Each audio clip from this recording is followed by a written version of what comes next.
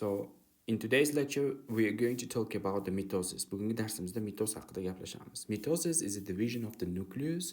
So we have the cell, and inside of the cell we have the nucleus. This is a division of the nucleus. Actually, this is a division of the cell. This is called the mitosis. Let's break it down. What's going to happen in the mitosis? So this cell division is a process by which the parent cell divided into two or more daughter cells. Imagine I have one cell, this is one cell, and from one cell, this cell is going to divide into two cells. So at the end, we will have two cells. At the end, we will have two cells. These are the two cells at the end from one parent cell. So one cell is going to give us, one parent cell is going to give us two daughter cells. Before the cell division can occur, the genomic information is stored in the chromosomes. They must be replicated. So imagine we have the cell, and inside of the cell we have the nucleus. Inside of the nucleus we have the chromosome, right? So this chromosome should be replicated. It should increase twice, because at the end we will have two cells. They are identical to each other, right? So each cell must contain exactly the same gene or chromosome that the parent had. So that's the function of the mitosis.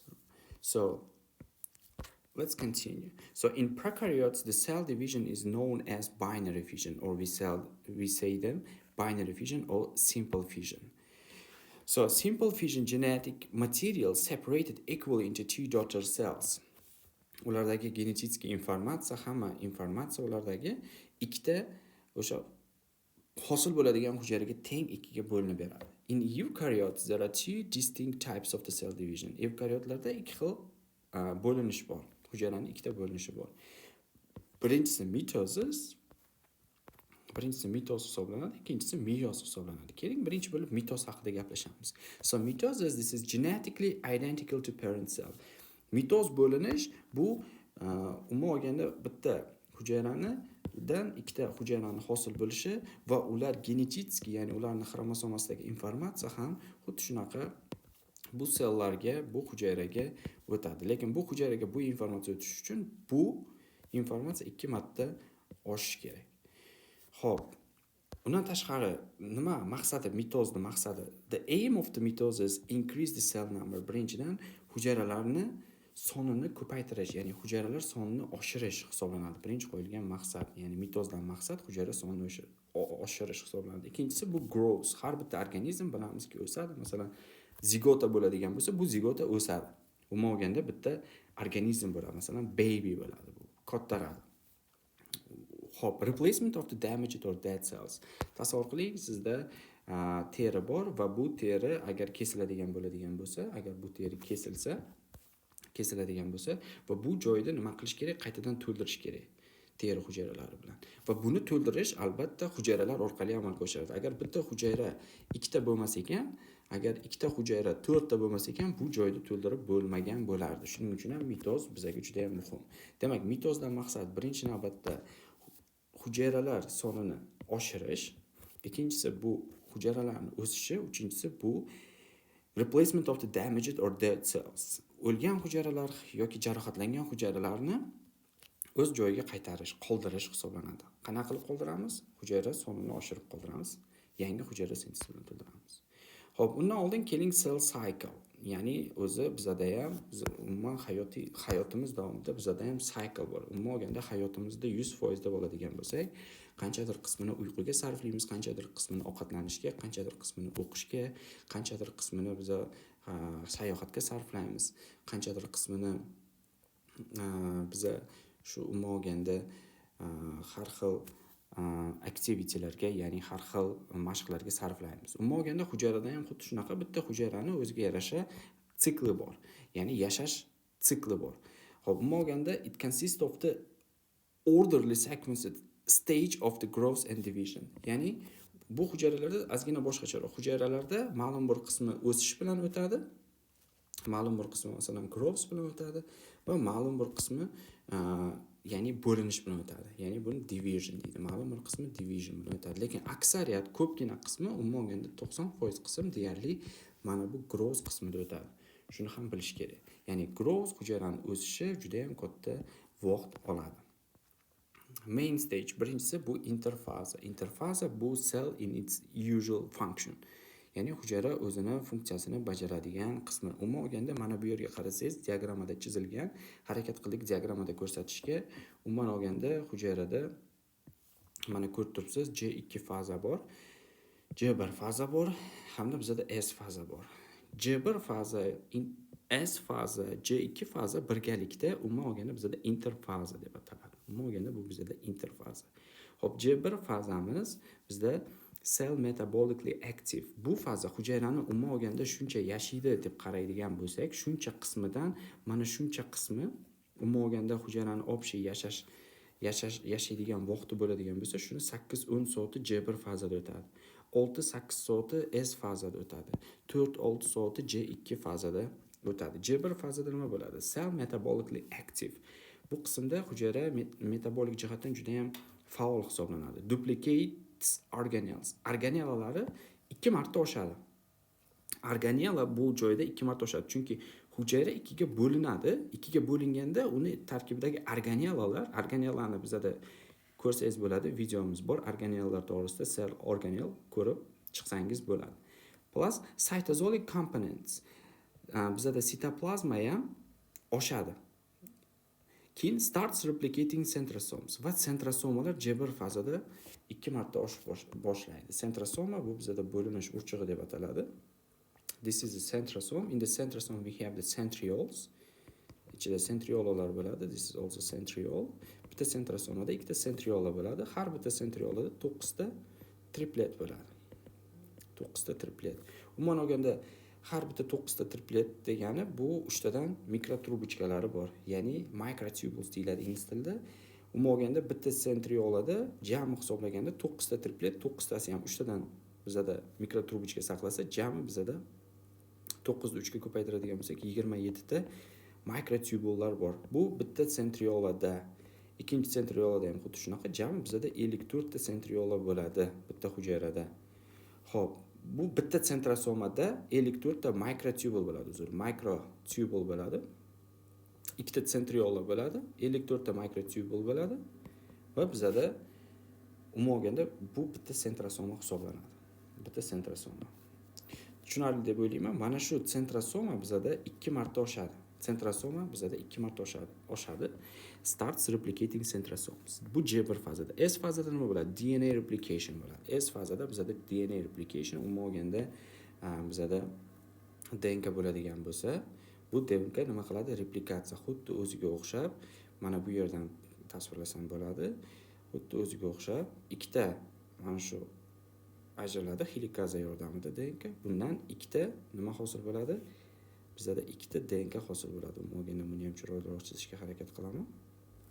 Xo'p, bitta DNKdan bizada ikkita DNK hosil bo'ladi. Bu DNA replication deb ataladi. Umuman olganda DNA replication bu bizada S fazasida bo'ladi. S faza, interfazaning S fazasida. Interfazaning J1 fazasi haqida gaplashdik. J1 fazasida nima bo'lishi haqida gaplashdik. Xo'p, S fazasida DNA replication bo'ladi. Agar bizada xromosomalarimiz bo'ladigan bo'lsa, shunaqa shaklda bitta xromatidali xromosoma bo'ladigan bo'lsa, bitta xromatidali xromosomamiz yoniga yangi xromatida qo'shiladi. Umuman olganda bizada shunaqa shakldagi ikkita xromatidali xromosoma hosil bo'ladi. Bu S fazada. S fazada bo'ladi. Xo'p, undan tashqari J2 fazada nima bo'ladi? J2 fazada bu 4-6 soat davom etadi. J2 fazada cell grows continues. Hujayraning o'sishi davom etadi. Enzymes and other proteins are synthesized. Boshqa protein oksil sintezi davom etadi bu jarayonda. Replication of the centrosomes is completed. Centrosomalarning replicationi boya gaplashdik. Centrosomalarning 2 marta oshishi bizada nima bo'ladi? Bu jarayonda tugallanadi, complete bo'ladi. Xo'p, umuman olganda interfazaning bosqichlari J1, S hamda J2 fazadan iborat bo'ladi. Bularning hammasini sizlar bilan hozir gaplashdik. Mana shu qism tugagandan keyin bizada mitoz boshlanadi. Bu M phase deyiladi. M faza va u 4 ga bo'linadi. Prophase, metaphase, anaphase hamda telophase bo'ladi. umuman olganda bitta hujayradan keyinchalik biz ikkita hujayra hosil qilamiz. Xo'p, interfazada nima bor? Interface bu haqida gaplashdik va bu yerda uni yozuvlari noti bor. Most time of the cell life in it. Hujayraning ko'p qismi mana shu jarayonda o'tadi, interfazada o'tadi. The amount of the time taken varies from the cell type to another. Ya'ni bu hujayraning turiga qarab unga ketadigan vaqt har xil bo'ladi. It includes 3 stages. 3 ta stage bor. Buni gaplashdik sizlar bilan. G1, S hamda J2. Hop, M fazada nima bo'ladi? M faza bu mitoz hisoblanadi, mitotic phase. There will be nuclear and plasma division. M fazada birinchi bo'lib yadroni bo'linishi va bu mitoz deyiladi va undan tashqari plazmani ikkiga bo'linishi, cytoplasmni ikkiga bo'linishi bo'ladi. Bu cytokinesis deb ataladi. Nuclear division or plasma division. Nuclear division mitosis, plasma division cytokinesis deb ataladi. Hop, umuman olganda keling G1 phase haqida gaplashamiz. G1 phase buni sizlar bilan gaplashdik. G1 faza haqida juda ham ko'p gapirib o'tirmayman. Hozir sizlar bilan gaplashdik bu haqida. Umuman olganda bu informatsiya hamma biladi. Hozir gaplashganimizdan keyin umid qilamanki sizlar note taking qilib oldinglar. Hop, G1 phase haqida gaplashsak keling.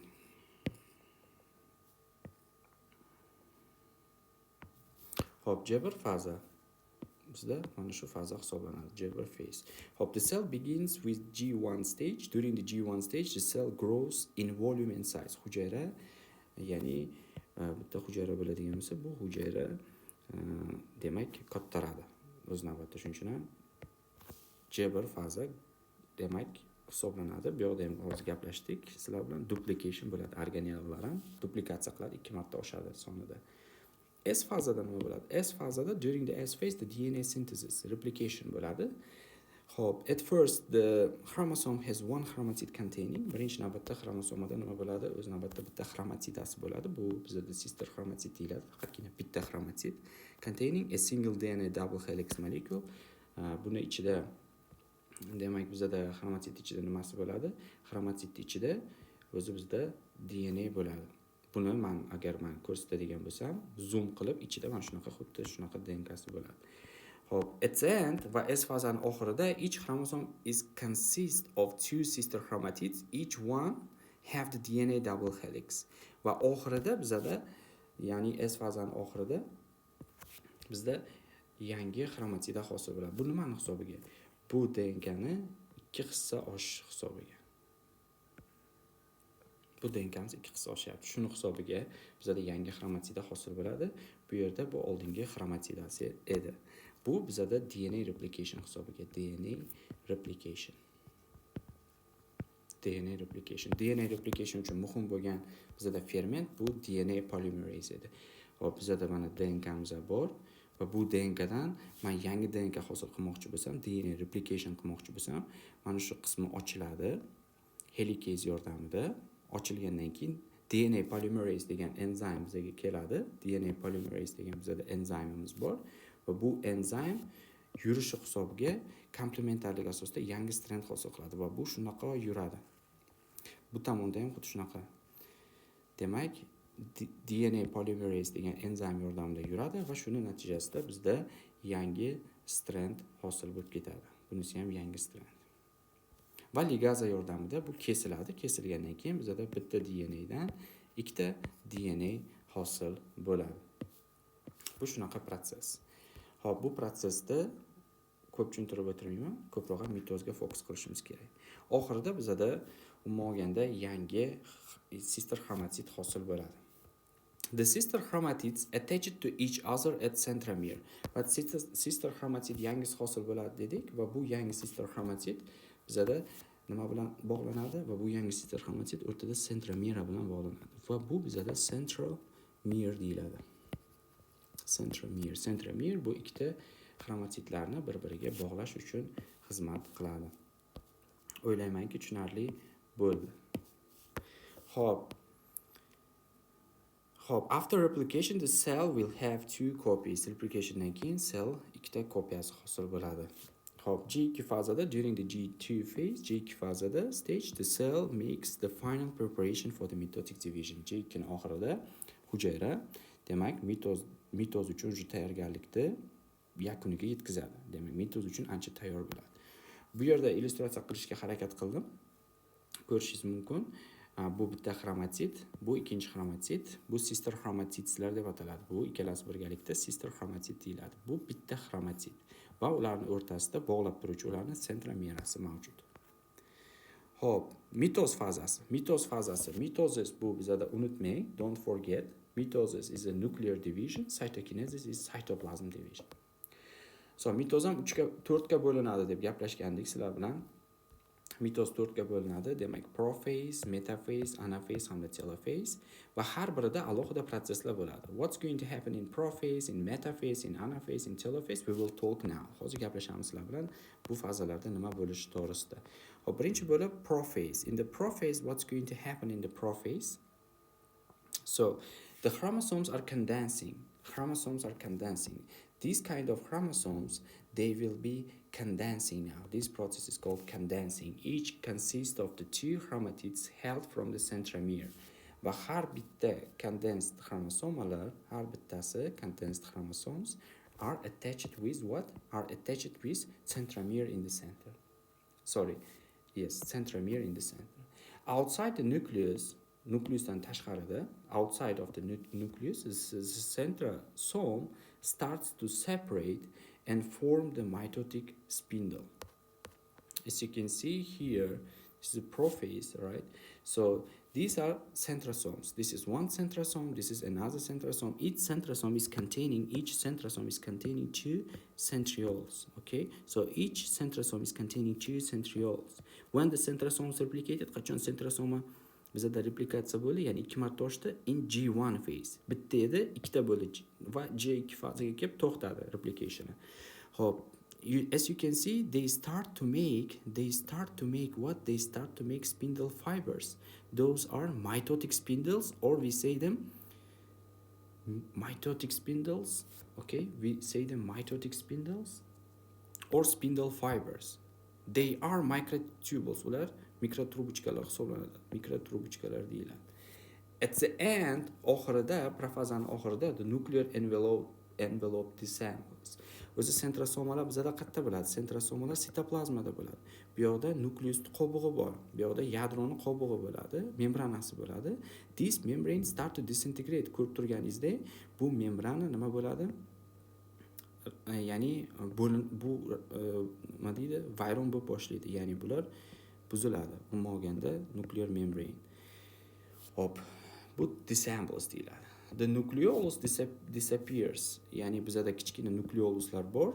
Ular ribosomalarni sintez qiladi, RNA sintez qiladi. Ular yo'qolib ketadi. Nukleoluslar, yadrochalar. And chromosome will be visible. Va chromosomalar condense bo'lganligi hisobiga, mana bunaqa holatdan condense bo'lgani hisobiga chromosomalar bizada ko'rinib boshlaydi. Ko'rib turibsiz, bu spindle fiber yoki bo'lmasa mitotic spindle deb ataymiz. Xo'p, bular sister chromatidalar bizada. Ko'rib turibsiz, sister chromatidalar birinchi hamda ikkinchisi va bu nuclear membrane. Bu yadroning membranasi уже buzilib boshlayapti, bular yo'qolib boshlayapti. Bu profazadagi bosqichlar. Metafazada nima bo'ladi? In the metaphase, chromosomes align at the equatorial plate of the cell. Chromosomalarimiz bir chiziq bo'ylab bitta xromosomamiz, mana bitta xromosoma, ikkinchi, uchinchi, to'rtinchi xromosomalarimiz bir tekis ekvator chizig'ida turadi. 2 centrioles are in opposite poles. Ikkita centriolarimiz qutblarga qarab tarqagan bo'ladi. Umuman olganda, bular bu yoqqa qarab boshlaydi, bunisi bu yoqqa qarab harakat qiladi. Bular o'rtaga taxlanib boshlaydi. Mana xromosomalarimiz o'rtaga, o'sha metafazada o'rtada turibdi. Agar shunaqa rasm ko'rsangiz va testda keladigan bo'lsa, biling bu metafaza bosqichi. The spindle fibers attach. Spindle fiberlarimiz, boya gaplashdik, spindle fiberlarimiz profazada chiqib boshlardi, metafazada o'sha bular qayerga joylashadi? Centromeralarga borib bog'lanadi. Spindle fiberlarimiz, mana bu yerda centromeralar bor. Aniqroq qilib aytadigan bo'lsam, centromera o'rtada sister chromatidlarni ushlab turishga harakat qiladi. Lekin umuman olganda bizada kinetochore degan maxsus qismi bor. O'sha kinetochoreslarga borib spindle fiberlar bog'lanadi. Bu spindle fiberlar o'sha kinetochore, o'sha qora joyiga borib birikishni boshlaydi. Xo'p, bu metafazada bo'ladigan bosqichlar. Xo'p, anafazada nima bo'ladi? Anafazada nuclear membrane and nucleus still disappeared. Siz ko'rmayapsiz, bu yoqda yadroni qobig'ini ko'rinmayapti уже. Xo'p, yadro ham уже yo'qolib ketgan bo'ladi. Anafaza bosqichida spindle fiber extend from one pole to other between the centrioles. Umuman olganda spindle fiberlarimiz tortilib boshlaydi, qutblarga qarab tortilib boshlaydi. Bular mikrotrubочкалар dedik-ku. Spindle fiber bizda kinetochorlarga borib tutashgan spindle fiberlarimiz buni qutblarga qarab tortib boshlaydi. Bu tomonga qarab bunisi tortib boshlaydi. Umuman olganda tortiladi ikkita tomonga qarab. Tortiladigan bo'lsa nima bo'ladi? Ularning orasida nima bor edi? Ularning orasida centromera bor edi. Endi centromera uzilib ketadi. No centromere here. Bularni centromera ushlab turgandi. Endi centromera ularda yo'q, ikkita tomonga qarab tortilib boshlaydi. Sister chromatids start to move and separate to the opposite poles. Va sister chromatidalarimiz ikkita tomonga qarab tortiladi. Demak, sister chromatids separate to each pole. Sister chromatidalarimiz ikkita qutbga qarab tarqalib boshlaydi. Hop, after the separation they are known as daughter chromosomes. Va ular bo'lingandan keyin bular уже daughter chromosomalar deyiladi yoki individual chromosomalar deb ataladi. Ularning nomi уже chromosomalar hisoblanadi. Bularning nomi bizda уже chromosomalar deb ataladi, individual chromosomes. The DNA is replicated after separation. They are known as daughter chromosomes. The DNA replicated in S phase and now in anaphase. The DNA is replicated in the S phase. Esida bo'lsa S fazada DNK'miz replikatsiya bo'lganda, bizda yangi nimalar hosil bo'lganda, bizda yangi chromatidalar, sister chromatid hosil bo'lganda, the DNA is replicated in the S phase and now it's in anaphase. Va anafazada bu ikkiga ajraladi. Chromatids separated and the genetic material distributed equally. Chromatidalar o'rtasidan ajralgandan keyin mana bu bizdagi yangi chromatid bor edi-ku, S fazada sintez bo'lgan. Bu ham xuddi shuni kopiyasi, ya'ni ikkita tomonga bir xil kopiya ketadi. Ikkita tomonga qarab bir xil kopiya bo'linadi. Bir xil informatsiya ikkita tomonga qarab tarqab boshlaydi va bu bosqich bizda anafaza deb ataladi. Bu bosqich bizda anafaza. Telophase nima bo'ladi? Telofazaga e'tibor beradigan bo'lsak, in the telophase what's going to happen? Bu yerda ko'rib turibsiz. Bu yerda bizda 4 ta xromosoma bor edi. Endi anafaza bosqichiga kelib 8 ta xromosomaga ega bo'ldi. Anafaza bosqichida 2 marta oshdi. Nimaning hisobiga? Centromeralarning uzilishi hisobiga va har biri bizda yangi xromosomalar deb atab boshlandi. New sister chromosome deb atadi yoki daughter chromosomes deb ataladi. Hop, telophase nima bo'ladi? Telophase spindle fibers disassemble, spindle fiberlarimiz yo'qolib boshlaydi, ular uziladi xromosomalardan, ikkita tomonga qarab tarqalib boshlaydi telofazada.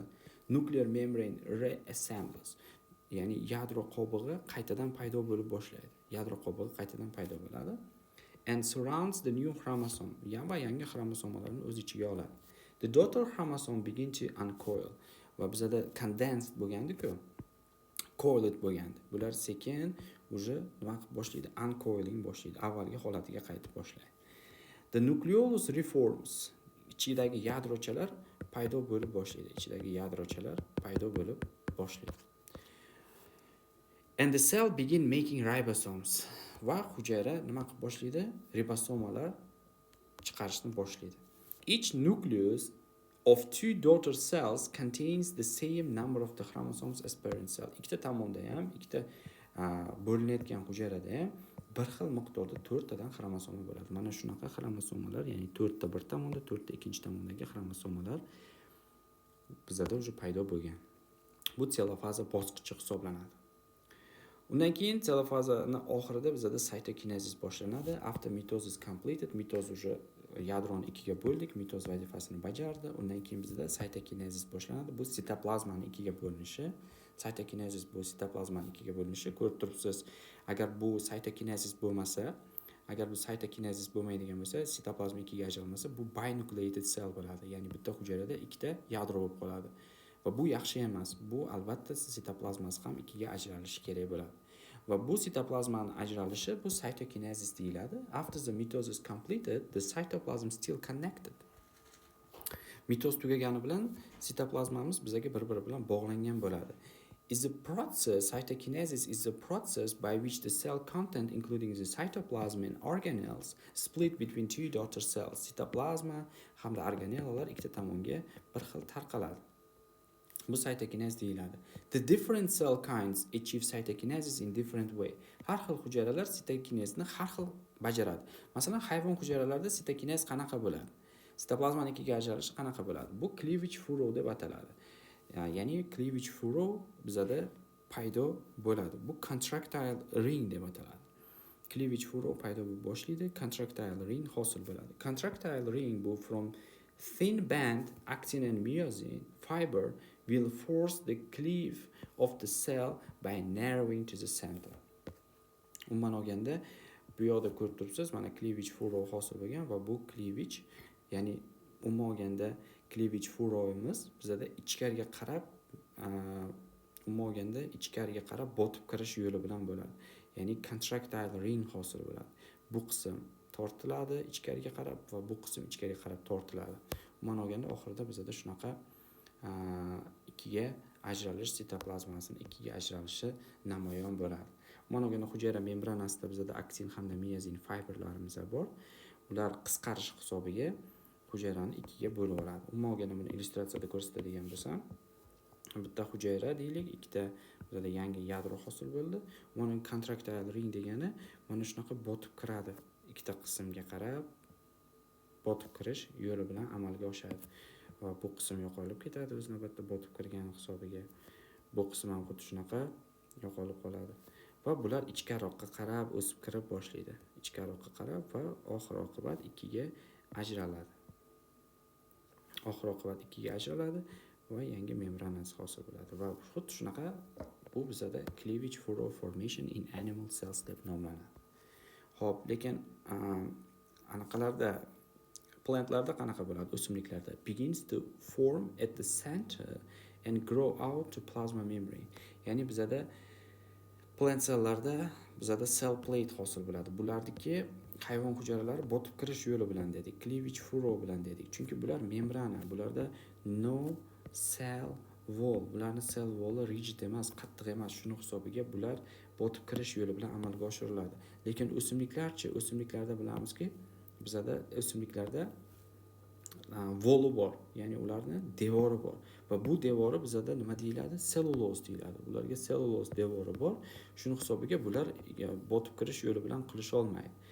Hujayra membranasidan tashqari cell wall bo'lganligi uchun botib kirish yo'li bilan emas, bularda cell plate formation bo'ladi. Mana o'rtasida cell plate formation bo'lgan bizada hujayrani plate va bu cell plate bizada when the cell plate complete, two daughter cells will separate it to form the cell wall. Umuman olganda cell plate formation and it grows toward the poles.